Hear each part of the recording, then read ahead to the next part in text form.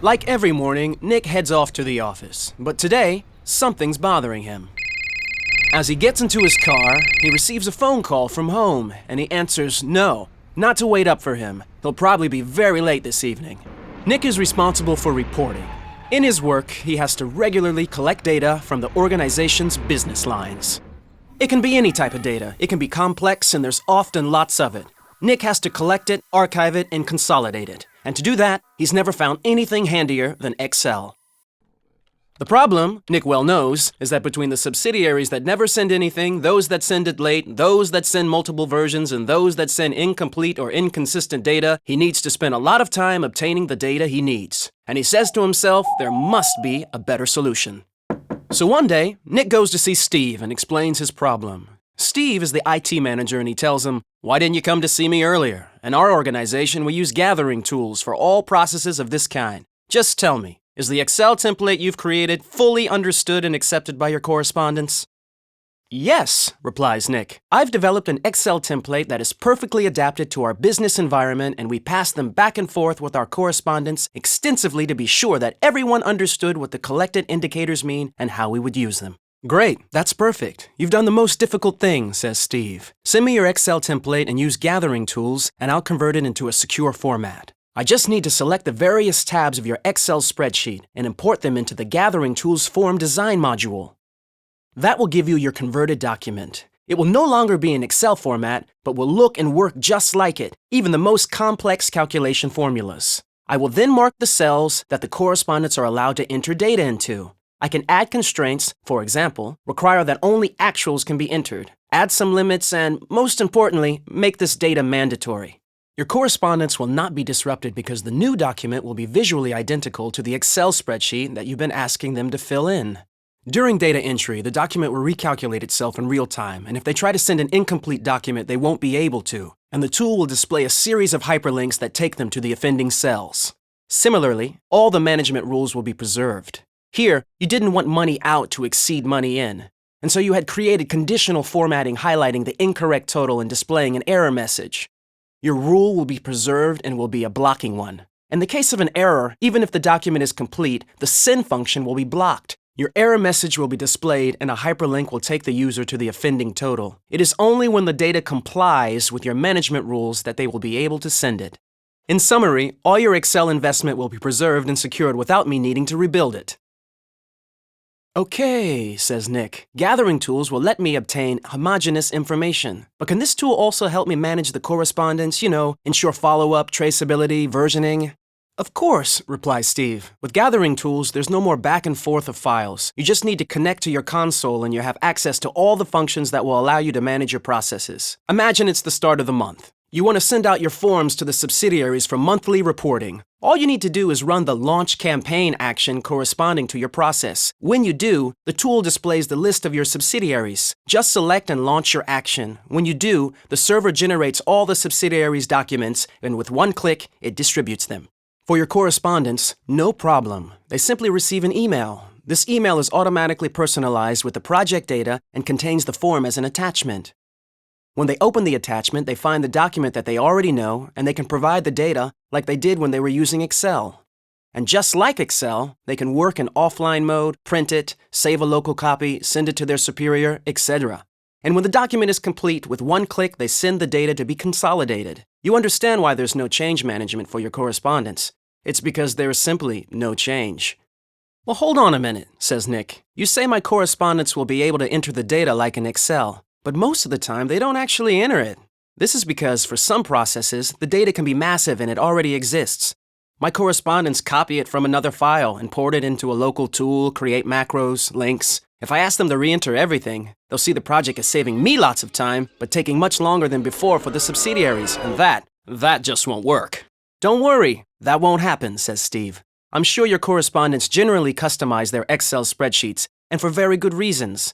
Let's take Francine's case, for example. The first time she received your Excel template, she immediately saw that a large part of the data that you were asking for already existed in other Excel spreadsheets. She therefore built all the links that allowed her to retrieve that data. For her, the time and effort paid off. With gathering tools, she'll be able to preserve it. When she receives her form, she'll be happy to see that it is identical to the Excel document she knows. And as she has already built all her data in Excel, she would really like to import it into the form. What worries her is that the form and the Excel spreadsheet are not exactly identical. For example, when she received your original template, she noticed that in her subsidiary there was no interco, so she naturally deleted that row in Excel. Similarly, she inserted a few columns to add indicators used for local management at her subsidiary. Once again, all these modifications are valuable at local level. But of course, they present a risk when the consolidation is done in Excel. But with gathering tools, there's no longer any danger. Francine simply clicks on the import button on the form. The tool detects the Excel tabs containing data that can be imported, and that data is intelligently pulled into the form.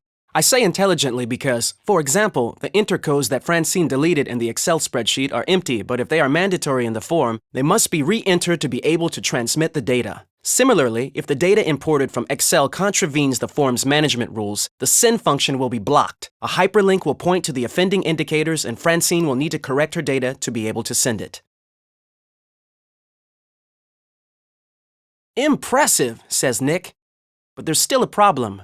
If the correspondents can make any modification they want to their Excel spreadsheet to then import into the form, and if it's in the form that the management rules indicate errors, it means that the data was wrong in Excel. But if the Excel spreadsheets were extensively modified, the users will no doubt have trouble locating the errors, won't they? On the contrary, replies Steve, gathering tools will help the correspondents to manage the errors. Let's take Dennis's case. He made an interesting modification. He separated actuals from forecast, simply by moving the forecast to another tab, then modifying it the way he wanted and renaming it. While doing so, he made a keying error without realizing it. What's going to happen? When he imports the data into the form, all the data will effectively be imported, except data that is inconsistent. There again, a message is displayed, but this time, as the error comes from Excel, the tool will reopen the Excel spreadsheet, automatically display the right tab, and select the cell that the error is coming from. Once the error is corrected, Dennis relaunches the import and, if there's no other error, he can transmit the data. What's interesting, says Nick, is that gathering tools preserves all the time and effort invested in the existing system. My central form is preserved, but so are all the local feed mechanisms. What I want to understand now is, how can I manage this entire process and know who did what? You manage it via your management console, replies Steve. In the Campaigns tab, you can see at a glance what stage your process is at. Here, of the 4 subsidiaries that you contacted, 3 have replied. With one click, you display the detail and you can see that, right now, it's Canada that has not replied. While waiting for it to do so, you can review the replies that you've already received. Let's look at France. The reply was sent at 4:05 p.m. and by clicking on it, you can view it. Note that the data is displayed in the format of your template, and not in the Excel format modified by the subsidiary. This makes the versions comparable. You can now go back into a workflow process. If this version suits you, you can validate it and explain the reasons why this version is valid. Of course, you can also do the opposite. So for Argentina, there is practically no forecast data. You cannot accept this version, so you will reject it, again explaining why you did so.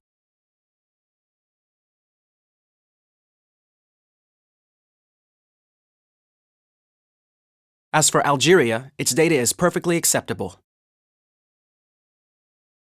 Of course, the server keeps a log of all your actions, so we will know that it was you, Nick, who validated the Algeria data at 4:48 p.m. and why. But gathering tools also allows you to manage the dialogue with your correspondence. In fact, although it is important to know that a quarter of the subsidiaries have not replied and that a third of the data received is invalid, what you want is the non-respondents to reply and the inconsistent data to be corrected. To do so, you can use the reminder function. With one click, you can ask the server to send subsidiaries who haven't replied a reminder email including the form again, and you can do the same for inconsistent data. Select the invalidated subsidiaries and they will receive an email containing the document to be corrected. You can even define your email on the fly and make it dynamic. For example, in the subject line of the email you specify the name of the subsidiary concerned. Then in the body of the message, you indicate who rejected this version and why. This email can then be used as a template. It will be sent to all invalidated subsidiaries.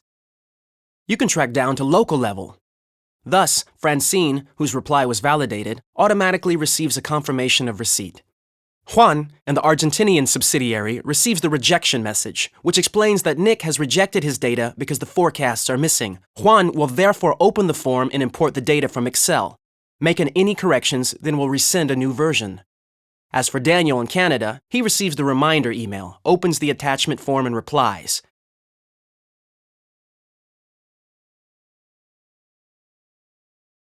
But then, he realizes he has made an error, so he reopens his form, imports different data, and does a new send.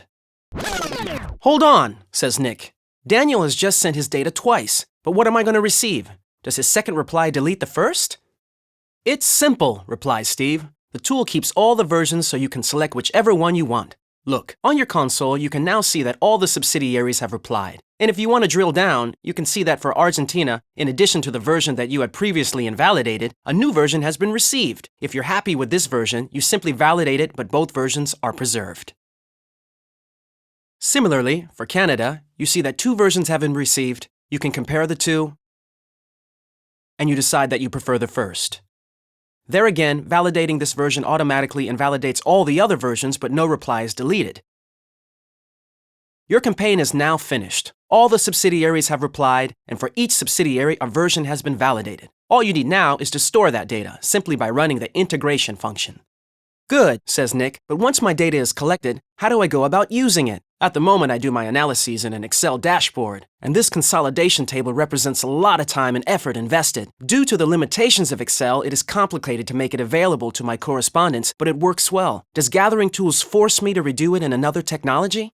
"Actually, you can do what you like," replies Steve. "Gathering Tools lets you synchronize the data that you collect to our information system. Thus, all the data you collect can be accessible via the retrieval tools that we already have. But if you are fully satisfied with your Excel dashboard, Gathering Tools lets you keep it. I simply load it onto the server and configure the data connections. With one click, you can automatically distribute an updated dashboard to your correspondents, each one receiving a spreadsheet populated with the data of its perimeter.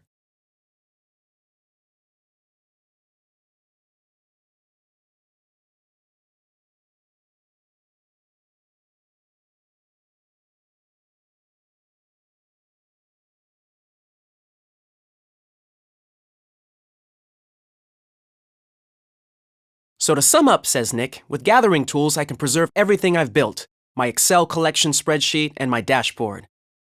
And Gathering Tools transforms my Excel spreadsheets into secure forms while preserving all their functionalities. Gathering Tools synchronizes the forms to our information system and lets me manage the data construction workflow. And I've already done the most complicated part of it. You could almost say that my Excel spreadsheets are the specification documents for this project. That's exactly it, says Steve. With Gathering Tools, we're both winners. You no longer need to manually collect monitoring data and do consolidations. And I can synchronize your data with our information system without needing to rebuild everything you've done. For me, it's a project that structures, uses few resources, and is reactive. I presume you have nothing against it. And Nick actually doesn't have anything against it. Returning to his office, he starts by sending his Excel templates to Steve. He then calls home to ask them to wait up. He shouldn't be too late in getting home.